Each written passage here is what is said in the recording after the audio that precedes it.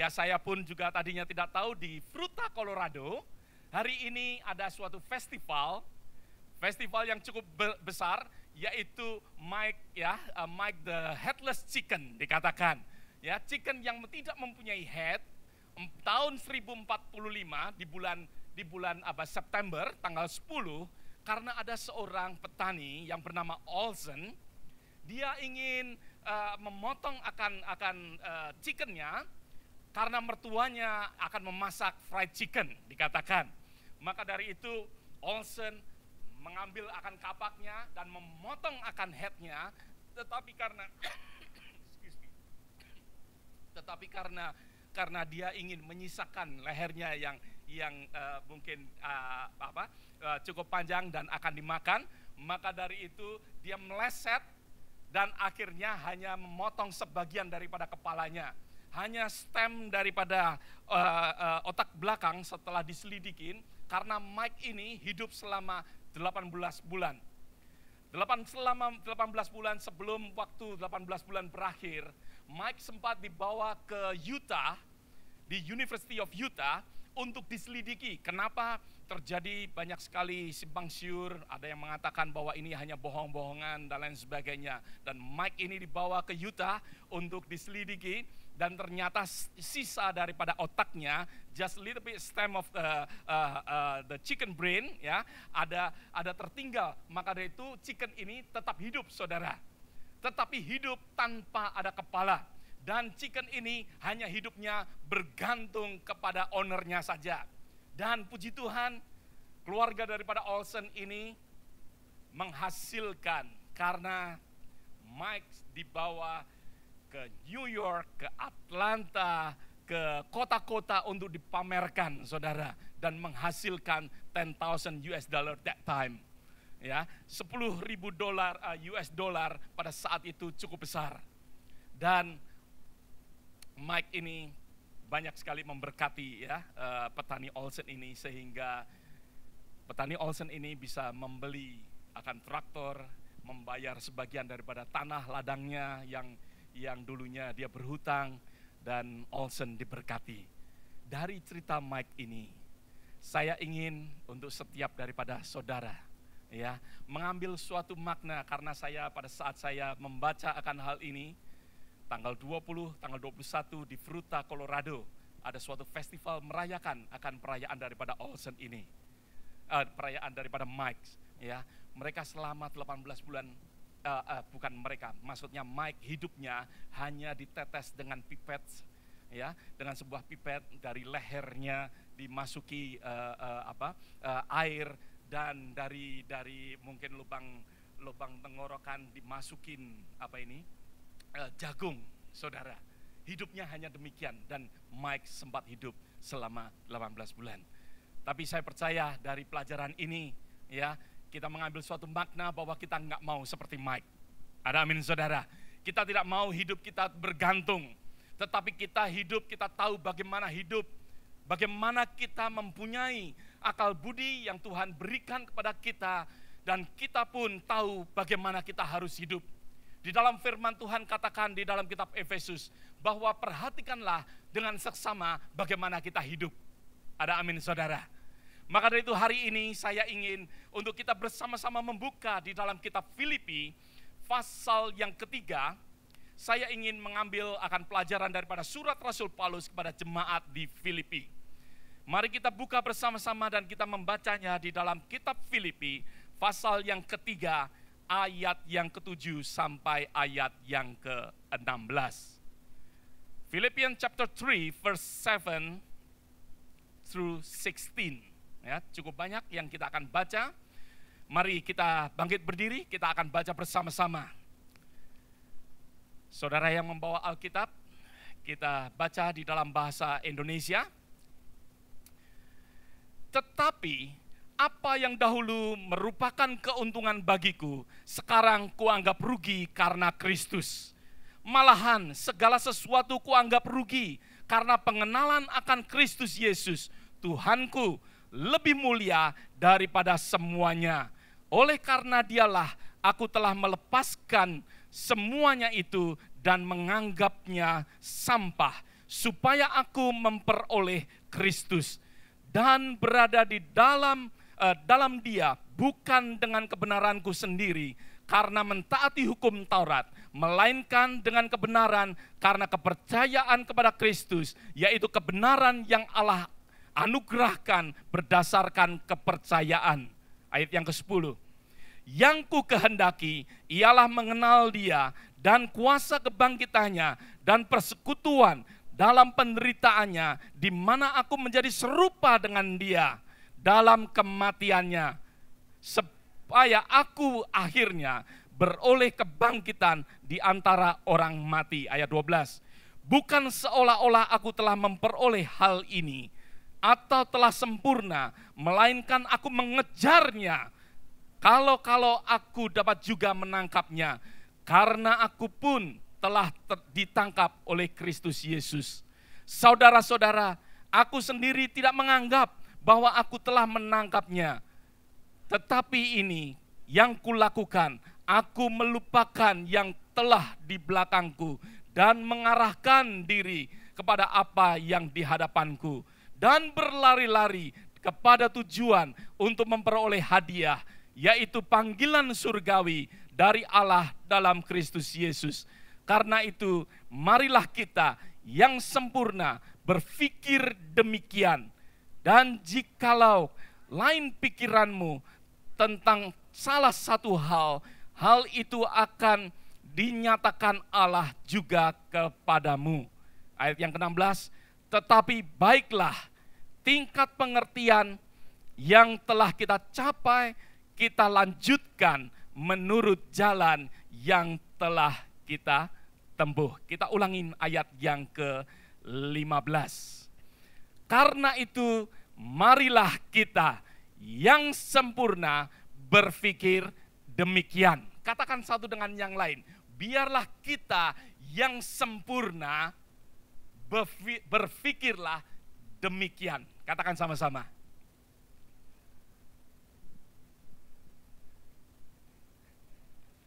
Haleluya, silakan duduk saudara. Rasul Paulus di dalam ayat yang ke-15. Ayat 15 Rasul Paulus berkata, karena itu marilah kita yang sempurna berpikirlah demikian. Demikian yang bagaimana? Demikian yang bagaimana?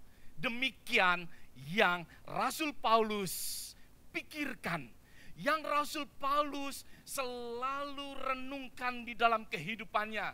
Yang mana Rasul Paulus inginkan. Biarlah setiap daripada kita juga mempunyai sesuatu pemikiran yang demikian. Bagi kita yang ingin menjadi dewasa, di dalam bahasa Inggrisnya dikatakan, therefore, let us as many are mature have this mind, dikatakan. Bagi siapa yang akan dewasa atau yang telah dewasa, maka dari itu berpikirlah demikian. Berpikirlah mempunyai sesuatu pandangan yang Rasul Paulus pikirkan. Sering di dalam kehidupan kita, kita tidak berpikir seperti apa yang Rasul Paulus pikirkan. Siang hari ini saya percaya setiap daripada kita Tuhan menyediakan. Setiap daripada saudara yang hadir pada saat ini, Tuhan menyediakan pikiran daripada Rasul Paulus itu akan memberkati akan kehidupan kita semua. Sebagaimana kita mature, sebagaimana kita disempurnakan. Berapa banyak percaya bahwa saudara dan saya disempurnakan oleh Tuhan. Kita hidup di dalam perjalanan di mana Tuhan ingin menyempurnakan kita. Tuhan ingin menyempurnakan kita dari kemuliaan kepada kemuliaannya. Terus Tuhan akan sempurnakan kita. Maka dari itu, biarlah hari ini kesempurnaan yang Rasul Paulus ingin berikan kepada kita boleh terjadi di dalam kehidupan setiap daripada kita. Banyak sekali saudara, banyak orang-orang yang tidak hidup memikirkan bagaimana yang semestinya mereka hidup. Yang semestinya mereka berjalan. Mereka tidak berjalan seperti apa yang Tuhan inginkan di dalam kehidupannya. Saudara, ada suatu cerita atau ilustrasi. Ada seorang yang bersama-sama dengan anak muda secara kebetulan dia berada di suatu park. Dia ada di suatu park dan duduk di atas bench bersama-sama. Orang ini mendengarkan seorang muda yang sedang memakai akan selulernya. Dan secara tidak sengaja dia mendengarkan. Dan anak muda ini mengatakan, "Selamat sore, sir," dia katakan. "Selamat sore." Dia berkata, "Saya ingin menanyakan apakah Anda membutuhkan tukang potong rumput?" Dan karena hanya sesuatu pembicaraan sepihak, dia tidak mendengarkan apa yang selanjutnya orang ini katakan. Maka dari itu terus anak muda ini mengatakan, "Oh, Anda sudah punya tukang rumput. Apakah Anda puas dengan pekerjaannya?" "Oh, Anda sudah puas dengan pekerjaannya, tetapi apakah Anda ingin mencoba untuk mendapatkan akan tukang rumput yang lebih baik?" "Kalau begitu, terima kasih, sir." Dan sehabis itu, orang yang berada di sebelah, seorang bapak yang berada di sebelah mengatakan kepada anak ini, "Anak muda, I'm sorry, kamu nggak mendapatkan pekerjaan." Anak muda ini mengatakan, "Pak, saya nggak butuh pekerjaan. Sebenarnya saya hanya mengecek bagaimana saya bekerja." Sebenarnya yang terjadi ternyata anak muda ini ingin mengetahui bagaimana pekerjaan dia. Dari ilustrasi ini, apakah saudara dan saya sering memikirkan bagaimana kita hidup? Apakah kita sering memikirkan di dalam kehidupan kita, apakah yakin saudara akan masuk surga?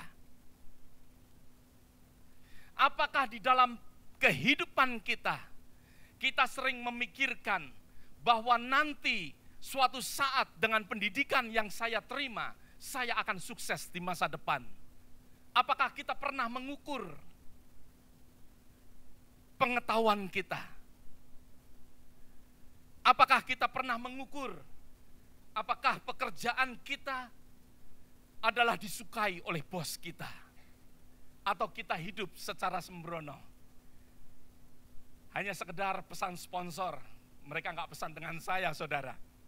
Seminar marketplace ya akan diadakan pada bulan Juni nanti, tanggal 4 Juni. Ya, nanti Pak Devi akan menyampaikan semuanya kepada kita.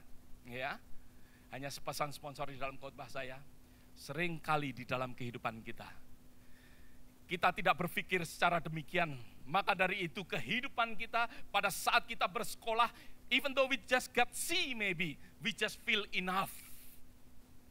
Mungkin pada saat kita bekerja, sepertinya setiap hari kita berangkat bekerja, clock in, clock out. Kita nggak memperhatikan bagaimana kita bekerja. Dan kita merasa bahwa bos kita mungkin suka dengan kita karena dia membayar kita. Belum tentu, saudara. Apakah setiap hari kita berjalan dengan Tuhan? Apakah kita pernah berpikir bahwa Tuhan suka dengan kehidupan kita? Apakah Tuhan sudah puas dengan kehidupan kita? Apakah bahkan kita percaya bahwa nanti pada saat kita bertemu dengan Tuhan, Tuhan mengatakan, "Well done, my son, my daughter." Apakah kita hanya sekedar hidup? Saudara, biarlah di dalam kehidupan kita selalu boleh memeriksa akan kehidupan ini. Kita belajar daripada Rasul Paulus katakan, karena itu marilah kita yang sempurna berpikirlah secara demikian. Untuk kita mempunyai sesuatu pemikiran akan Kristus. Untuk kita boleh disempurnakan. Ada sesuatu yang boleh terjadi di dalam kehidupan kita setiap hari. Bagaimana Tuhan mengerjakan akan kehidupan kita. Untuk kita boleh selalu bawa, untuk bersama dengan Tuhan daripada kesempurnaan kepada kesempurnaannya. Biarlah saudara, di dalam kehidupan kita bersama dengan Tuhan, kita boleh selalu senantiasa. Tidak hanya merasa cukup, banyak sekali saudara, banyak sekali orang Kristen merasa cukup di dalam hidupnya. Sebenarnya saudara, setiap orang Kristen yang mau dewasa, 2 minggu yang lalu, Pak Robin menyampaikan akan firman Tuhan kita untuk hidup di dalam kedewasaan, hidup di dalam perubahan. Ada sesuatu perubahan yang Tuhan mau terjadi dalam kehidupan kita. Saya sambung hari ini dengan firman Tuhan untuk di dalam hal kedewasaan. Karena saya percaya banyak orang yang tidak memikirkan akan hal ini. Untuk ada di dalam kedewasaan. Orang yang akan didewasakan oleh Tuhan. Atau orang yang mau untuk dewasa oleh Tuhan. Harus merasa ketidakpuasan. Harus merasa ketidakpuasan di dalam hidupnya. Sepertinya sesuatu statement yang aneh. Tapi saya ingin untuk bersama-sama kita waspada untuk kita mengerti. Oke? Apa yang saya maksudkan. Otherwise, saudara nanti akan berpikir secara keliru, saya mengajarkan sesuatu yang keliru. Adanya sesuatu ketidakpuasan. Kita harus merasa content, kita merasa puas terhadap yang Tuhan beri. Kita harus puas. Kita harus menerima secara sukacita. Kita harus merasa enough. Bagaimana apa yang Tuhan berikan di dalam kehidupan kita. Tetapi jangan pernah merasa puas terhadap apa yang Tuhan sedang kerjakan untuk kita. Oke? Yang Tuhan sedang kerjakan untuk kita, inilah yang saudara dan saya jangan pernah merasa puas. Ya, dan yang saudara lakukan untuk Tuhan, juga jangan pernah saudara merasa enough. Karena yang saudara berikan untuk Tuhan tidak cukup enough untuk membayar keselamatan kita. Berapa banyak katakan amin? Maka dari itu jangan pernah merasa puas di dalam kita melayani akan Tuhan. Kita merasa cukup, and then berhenti saudara. Pada saat kita merasa content, merasa cukup, kita akan berhenti. Tetapi pada saat kita merasa tidak cukup, disitulah kita ada sesuatu kehausan. Yang mana kita selalu akan mencari akan Tuhan, mencari akan Tuhan, belajar lebih dalam lagi, mencari akan kebenaran Tuhan. Maka dari itu Rasul Paulus katakan, yang ku kehendaki ialah mengenal Dia. Mengenal Dia, inilah Rasul Paulus katakan. Dia ingin terus mencari untuk mengenal Yesus. Saudara, saya percaya Rasul Paulus adalah orang yang ahli, yang mengetahui akan Taurat Tuhan, mengetahui, ya karena dia belajar, dia sebagai seorang scholar yang banyak belajar akan Taurat Tuhan. Dia mengetahui akan 10 perintah Allah secara dalam, secara luar biasa. Tapi dia katakan, yang ku kehendaki ialah mengenal Dia. Yang selalu dia kehendaki, yaitu mengenal dan mengenal terus. Pada saat dia mengenal Tuhan, dia melihat bahwa masa lalunya, kehidupannya itu menjadi seperti sampah. Makin kelihatan buruk masa lalunya, makin dia merasa untuk dia tinggalkan. Pada saat saudara dan saya tidak mengenal Dia, maka dari itu segala kesalahan yang kita perbuat kita tidak merasakan. Saudara, saya ikut Tuhan sudah selama 30 tahun. Mulai saya bertobat, saya terima Tuhan, dan saya hidup berjalan dengan Tuhan. Tapi selama 30 tahun saudara, selama 30 tahun banyak sekali yang Tuhan belum bukakan. Banyak sekali pada saat saya membaca akan firman Tuhan, saat saya mendengarkan seseorang menyampaikan akan firman Tuhan, saya merasa wow. Saya merasa belum pernah mendengarkan ataupun belum pernah menyelidiki sedalam seperti yang banyak orang bagikan. Secara luar biasa saudara, kalau kita ini ingin mengenal akan Tuhan, bahkan kita pun merasa banyak sekali di dalam kehidupan kita, ternyata banyak sekali junk atau segala kekotoran yang kita perlu tinggalkan. Makin kita belajar akan mengenal Tuhan, makin kita mengetahui banyak sekali kesalahan, pelanggaran, dosa, dan bahkan segala sesuatu yang tidak berkenan. Di dalam kehidupan kita, biarlah kita jangan merasa puas terhadap apa yang Tuhan kerjakan untuk kita dan apa yang kita lakukan atau kerjakan untuk Tuhan. Jangan pernah kita merasa puas. Jangan pernah kita merasa puas. Tetapi biarlah saudara dan saya merasa puas terhadap apa yang Tuhan berikan untuk kita. Ada amin. Karena firman Tuhan katakan, Tuhan, kasih karunia Tuhan itu cukup untuk kita. Yang Tuhan berikan untuk kita itu cukup, saudara. Tetapi yang Tuhan kerjakan, kalau saudara dan saya masih hidup, berarti Tuhan masih mengerjakan kita. That's why don't feel enough. Maka dari itu jangan merasa pernah cukup. Karena Tuhan masih membuat kita hidup. Maka dari itu jangan pernah kita merasa cukup. Tuhan masih mengizinkan untuk kita belajar, dan belajar. Ada amin, saudara. Kalau Tuhan masih mengizinkan kita hidup, jangan merasa cukup. Karena Tuhan masih meminta saudara dan saya untuk melakukan akan pekerjaan Tuhan. Maka dari itu jangan pernah merasa cukup di dalam pekerjaan Tuhan. Tuhan ingin mengerjakan akan kehidupan saudara dan saya. Dan biarlah kita juga melakukan apa yang kita dapat kerjakan untuk Tuhan. Amin, saudara. Sayangnya banyak orang Kristen merasa puas di dalam perjalanan. Sayangnya banyak sekali orang-orang Kristen yang merasa puas. Mereka merasa cukup. Mereka pada saat mereka merasa cukup, mereka duduk di gereja, mereka menyerap seperti spons. Hanya mau menerima,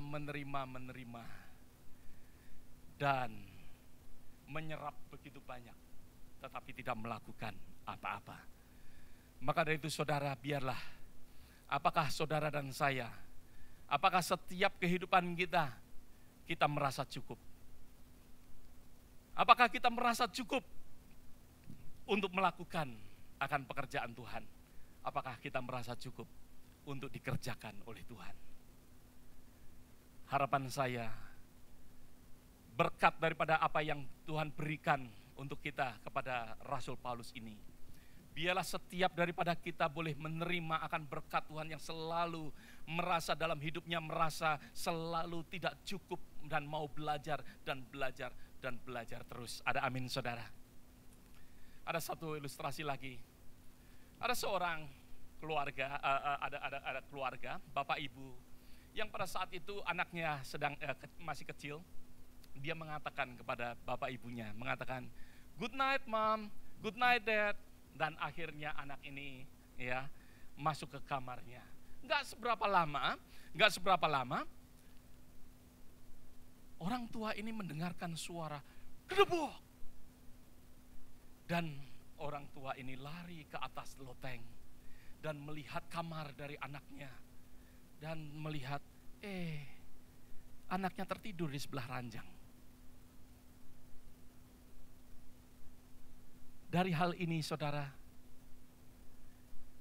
bahwa anak ini berjalan masuk ke kamar untuk tidur dan tertidur sebelum dia membaringkan diri. Hal ini sering terjadi saudara, di dalam kehidupan kita sebagai orang percaya. Sebagaimana banyak orang yang menerima akan keselamatan, dia pada saat dia bertobat, maju ke depan, menerima Tuhan, menangis untuk Tuhan. Tetapi begitu sebentar ikut Tuhan, dia sudah